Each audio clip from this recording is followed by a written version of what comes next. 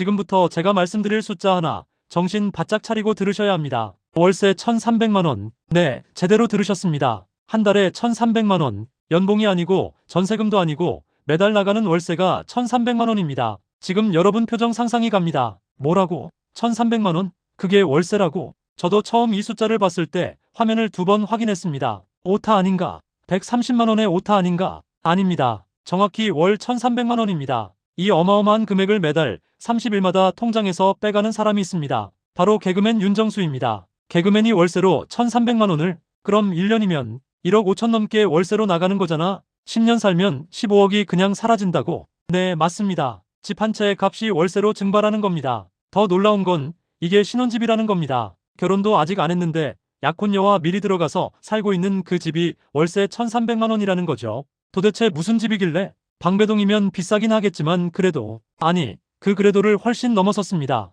50평대 고급 빌라, 방배동 한복판, 그리고 필라테스 강사인 약혼녀 원진서와 이미 함께 살고 있는 그곳. 윤정수는 방송에서 직접 말했습니다. 등골이 휜니다. 개그맨이, 그것도 TV에 꾸준히 나오는 연예인이 등골 휜다고 말할 정도면 얼마나 부담스러울까요? 월 1,300만 원이면 서울 웬만한 직장인 연봉과 맞먹습니다. 어떤 사람은 1년 일해서 받는 돈을 윤정수는 한 달에 집주인에게 드리는 겁니다. 왜 전세를 안 구했을까? 차라리 좀 작은 집으로 가지. 사랑한다고 무리하는 거 아냐? 여러분 머릿속에 이런 질문들이 떠오르실 겁니다. 저도 똑같은 생각을 했거든요. 하지만 이 이야기를 들으면서 우리는 몇 가지 중요한 걸 발견하게 됩니다. 사랑, 현실, 그리고 선택의 무게에 대해서요. 오늘은 윤정수의 월 1,300만 원 신혼집 이야기를 통해 요즘 젊은 세대들이 직면한 주거 문제와 결혼 준비의 현실을 함께 들여다보려 합니다. 나 같으면 절대 안 그럴 텐데. 과연 그럴까요? 우리가 그의 입장이었다면 정말 다른 선택을 했을까요? 지금부터 하나씩 풀어보겠습니다. 끝까지 집중해주세요. 여러분의 생각도 달라질 수 있습니다. 먼저 윤정수라는 사람에 대해 이야기해볼까요? 그는 1985년생, 올해 40세입니다. 개그맨으로 데뷔한 지는 꽤 됐죠. 2010년대 초반부터 방송에 얼굴을 비추기 시작했습니다. 특유의 솔직하고 털털한 캐릭터로 예능 프로그램에서 꾸준히 활약해왔어요. 대표적으로 SNL 코리아, 코미디 빅리그 같은 프로그램에 출연했고 최근에는 각종 예능에서도 자주 볼 수 있습니다. 윤정수의 장점은 자기 이야기를 솔직하게 한다는 겁니다. 이러면 욕먹을 것 같은데 싶은 이야기도 털어놓는 스타일이에요. 그래서 팬들은 그를 진솔하다고 느끼고 안티들은 저렇게 말해도 되나 싶어 하죠. 그런 그가 2024년 큰 발표를 합니다. 결혼, 상대는 필라테스 강사 원진서, 11살 연하인 1996년생입니다. 나이 차이가 꽤 나지만 두 사람은 서로에게 진심이라고 말했어요. 그리고 윤정수는 결혼 준비 과정을 방송에서 공개하기 시작했습니다. 윤정수가 선택한 신혼집은 서울 서초구 방배동이었습니다. 방배동, 들어보셨죠?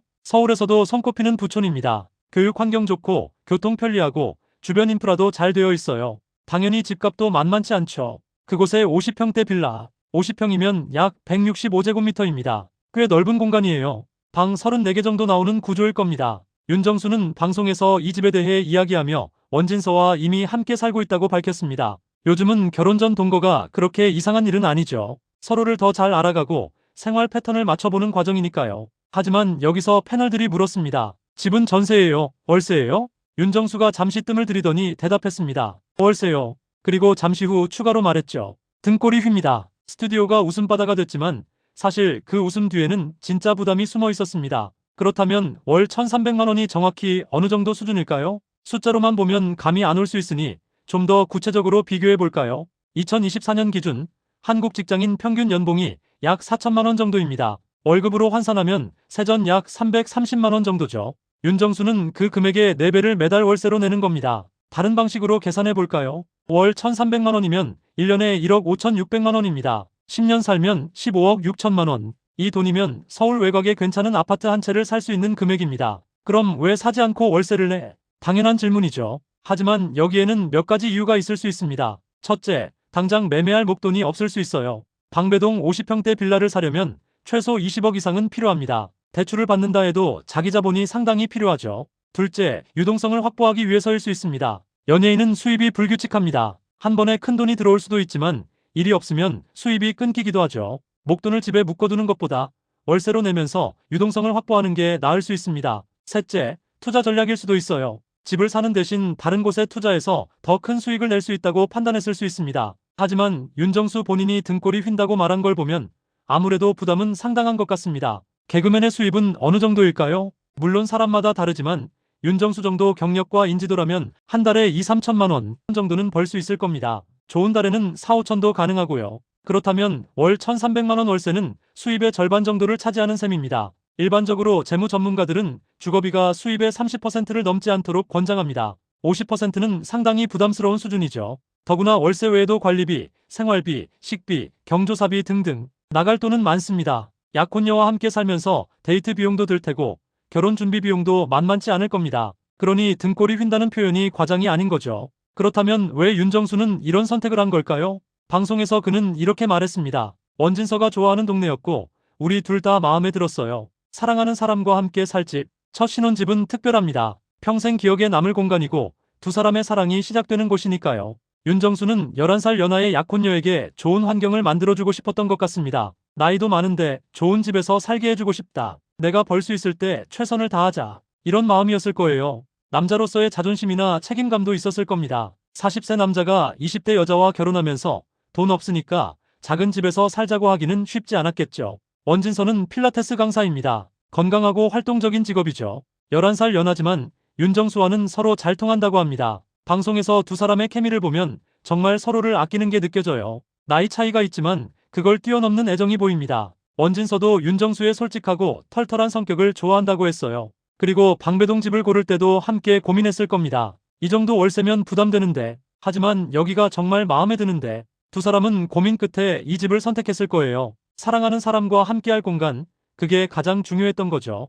윤정수의 사례는 극단적이지만 사실 많은 젊은 세대들이 비슷한 고민을 합니다. 집값이 너무 비싸서 살 수가 없어. 전세도 이제 구하기 어려워. 월세로 가자니 평생 돈만 나가고 서울에서 결혼해서 집을 구한다는 게 정말 쉽지 않습니다. 부모님 도움 없이 신혼집 마련하는 건 거의 불가능에 가깝죠. 윤정수처럼 어느 정도 수입이 있는 사람도 이런 선택을 할 수밖에 없는 게 현실입니다. 그럼 조금 외곽으로 가면 되잖아. 맞는 말입니다. 하지만 직장, 교통, 생활 편의를 고려하면 쉽지 않아요. 특히 연예인은 방송국이나 스튜디오 접근성이 중요합니다. 이 소식이 알려지자 반응은 갈렸습니다. 월세 1,300만 원? 미쳤네. 차라리 사지. 사랑하는 사람 위해 투자하는 거 좋은데? 무리한 것 같은데. 나중에 후회하지 않을까? 부럽다. 나도 저런 집에서 살고 싶다. 사람들마다 관점이 다릅니다. 어떤 이들은 경제적 합리성을 따지고 어떤 이들은 사랑과 행복을 우선시하죠. 정답은 없습니다. 윤정수와 원진서가 행복하다면 그게 그들에게는 최선의 선택인 겁니다. 마무리 마이너스 희망적 메시지.